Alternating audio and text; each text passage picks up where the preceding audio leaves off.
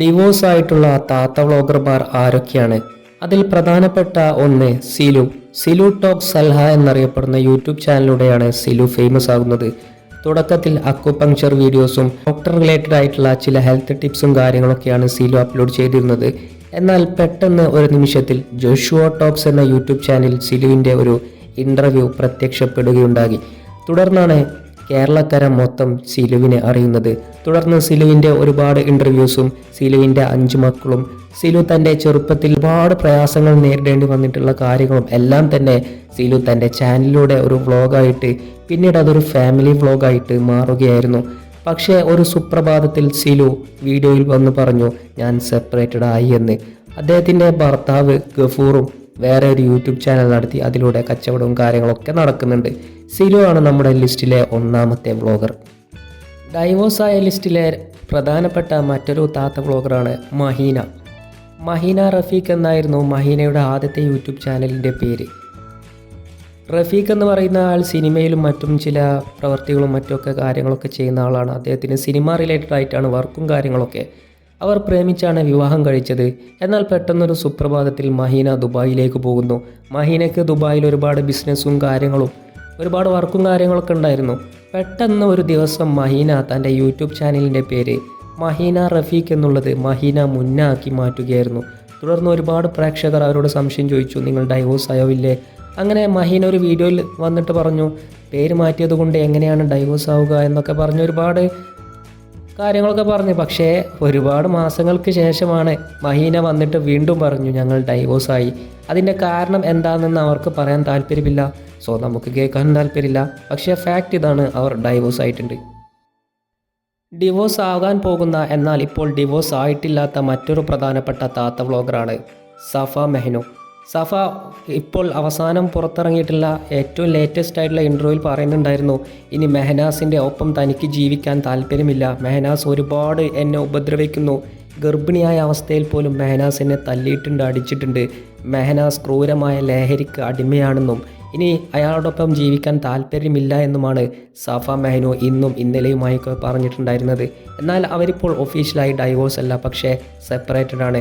രണ്ടും രണ്ട് വഴിക്കാണ് ഇപ്പോൾ നടന്നു പോകുന്നത്.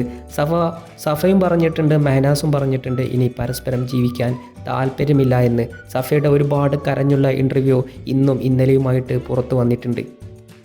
ഡൈവോഴ്സായി മറ്റൊരു വിവാഹം കഴിച്ച പ്രമുഖ താത്ത വ്ളോഗറാണ് നസ്രിയ സുൽത്താന തൻ്റെ ആദ്യ ഭർത്താവിൽ നിന്ന് ഒരുപാട് പീഡനങ്ങളും ക്രൂരതകളും സഹിച്ചിട്ടുണ്ട്. കാരണം മലേഷ്യയിലുള്ള ഭർത്താവ് ഒരുപാട് സ്ത്രീകളുമായി പരസ്ത്രീ ബന്ധം പുലരുന്ന ഒരാളാണ്.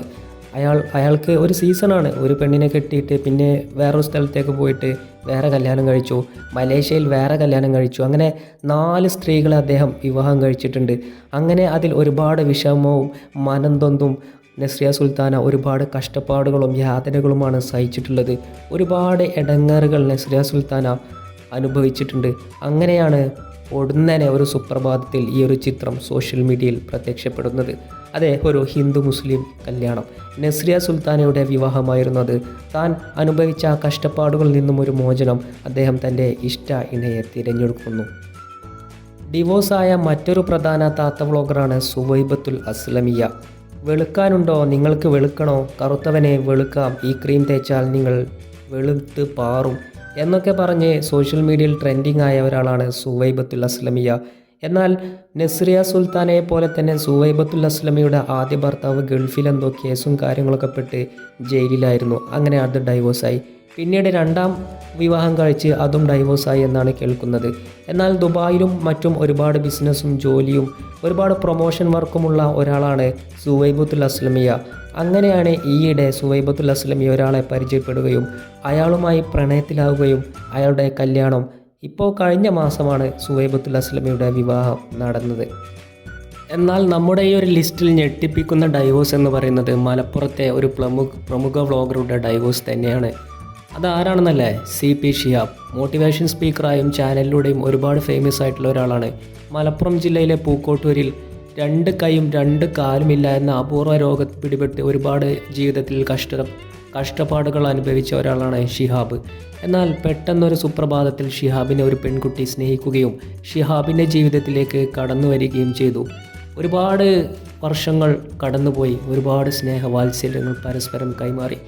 ഷിഹാബിന് 2 കൈയും 2 കാലും ഇല്ലാത്തതിനാൽ ഒരാളില്ലാതെ ജീവിക്കാൻ കഴിയുമായിരുന്നില്ല.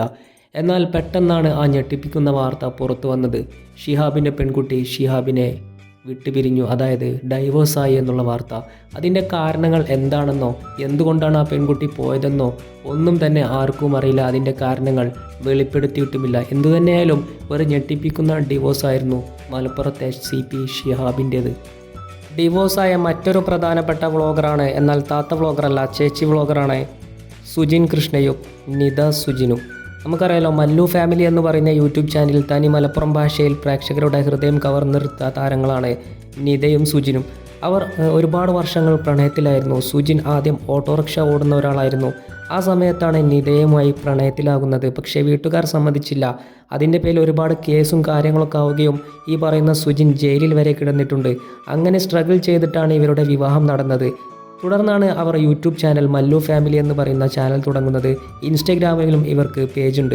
അങ്ങനെ ഒരുപാട് വീഡിയോസും കാര്യങ്ങളൊക്കെ ഇട്ട് ഒരുപാട് ഫേമസും കാര്യങ്ങളൊക്കെ ആയി, ഒരുപാട് പ്രൊമോഷൻ കിട്ടി, ഒരുപാട് പൈസ വരാൻ തുടങ്ങി.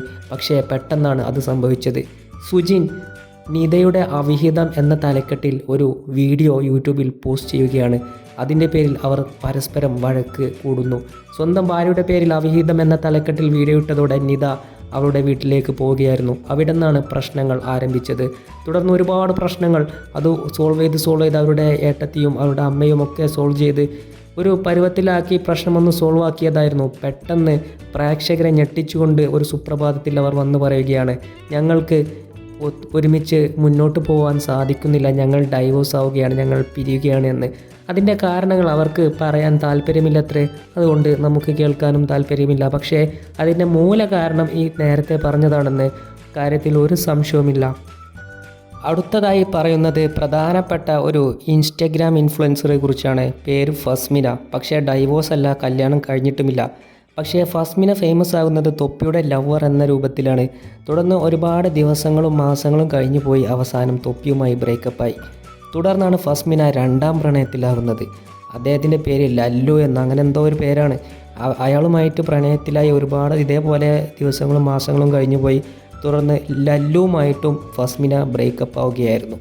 പക്ഷേ ഇതുവരെ ഫസ്മിനയുടെ കല്യാണം കഴിഞ്ഞിട്ടില്ല. പക്ഷേ 2 വട്ടം ബ്രേക്കപ്പ് ആയിട്ടുണ്ട്. ഇതൊക്കെയാണ് ഇപ്പോൾ. ഇനിയും ഒരുപാട് പറയാനുണ്ട്. പക്ഷേ വീഡിയോ നീണ്ടു പോകും. ഇതിനൊരു അവസാനം ഉണ്ടാവുകയുമില്ല. ഇനിയും നിങ്ങൾ ഈ ലിസ്റ്റിൽ പെടാത്ത ഒരുപാട് പേരുണ്ട്. അവരെ അറിയുന്നവരാണെങ്കിൽ നിങ്ങളൊന്ന് കമൻറ്റ് ബോക്സിൽ അറിയിക്കുക.